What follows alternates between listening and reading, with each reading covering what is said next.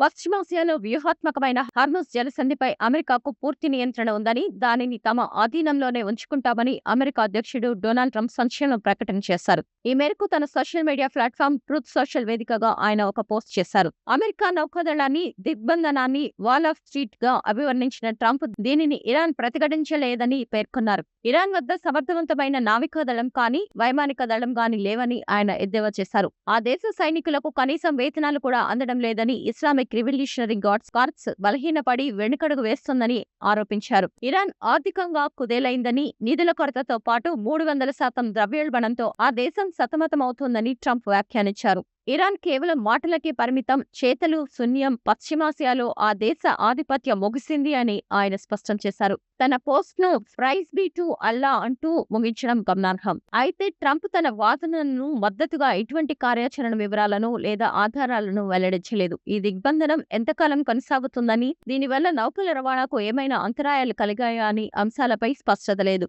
Trump వ్యాఖ్యలపై Iran నుంచి కూడా ఇప్పటి వరకు ఎలాంటి అధికారిక స్పందన రాలేదు.